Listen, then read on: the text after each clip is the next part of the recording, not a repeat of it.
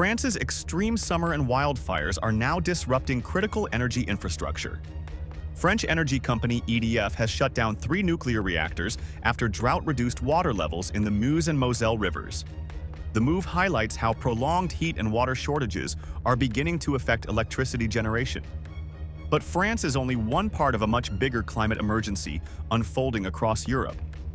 France, which generates around 70% of its electricity from nuclear power, relies on rivers to cool its reactors. But prolonged drought and rising water temperatures have forced EDF to cut production at several plants, with more reactors operating at reduced output. The latest disruption highlights how Europe's worsening climate crisis is beginning to threaten both energy security and electricity generation, even before the continent enters the peak of summer demand. Europe is once again battling an intense summer crisis, as soaring temperatures, prolonged drought, and powerful winds fuel devastating wildfires across several countries. Firefighters remain on the front lines in Greece and France, while authorities warn that the continent's worsening climate conditions are creating longer, larger, and more destructive fire seasons. Scientists say Europe is now the world's fastest-warming continent, with temperatures rising at twice the global average since the 1980s. In Greece, nearly 500 firefighters are battling major wildfires near the coastal village of Porto Germano, northwest of Athens. Prime Minister Kyriakos Mitsotakis warned the country faces extremely difficult days as powerful winds, reaching up to 100 kilometers an hour, continue to spread the flames. Officials say such conditions make it unsafe even for firefighting aircraft to operate. Fires have also broken out in the Peloponnese, Crete, Paros, and Cephalonia, with thousands of hectares of land already destroyed. France is also fighting multiple major wildfires. A blaze near Bordeaux has scorched an area 4 times the size of Paris and forced more than 224,000 people to evacuate. Although the fire has now been contained within its perimeter, authorities warn it remains active and could reignite due to dry conditions and strong winds. Meanwhile, Hungary is confronting a different crisis. Record low water levels in the Danube have forced the country's only nuclear power plant to drastically cut operations, raising concerns over electricity supplies as another heat wave approaches.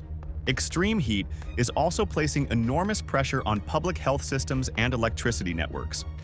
Older adults, children, and people with existing medical conditions remain the most vulnerable to dehydration, heat stroke, and cardiovascular illnesses. Cities are experiencing the urban heat island effect, where concrete traps heat and prevents cooling overnight. At the same time, soaring demand for air conditioning is increasing electricity consumption, just as power generation becomes less efficient because warmer rivers reduce cooling capacity at thermal and nuclear plants. The economic impact of extreme weather is becoming increasingly severe. The European Environment Agency estimates climate-related disasters have already cost Europe €738 billion since 1980, with nearly €162 billion lost in just the past 3 years. Wildfires continue to destroy homes, businesses, and tourism infrastructure, while drought is reducing agricultural output, disrupting shipping, and affecting manufacturing. Experts say investing in climate resilience now will be far less expensive than repeatedly rebuilding after future disasters. The extreme weather is not limited to Europe. South Korea has recorded its highest temperature since modern records began more than 120 years ago. The city of Yongsan reached 42.5 degrees Celsius as authorities urged people to immediately stop outdoor activities in affected areas. More than 20 regions remain under emergency heat alerts, while Seoul is preparing for its first-ever severe heat wave warning.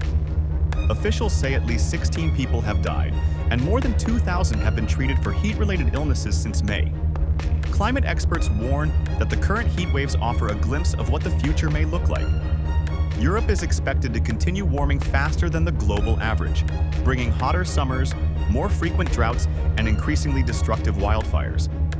Scientists say adaptation measures such as improved forest management, water conservation, and cooling centers will help, but stress they will not be enough without major reductions in greenhouse gas emissions. As global temperatures continue to rise, today's extreme weather could soon become the new normal.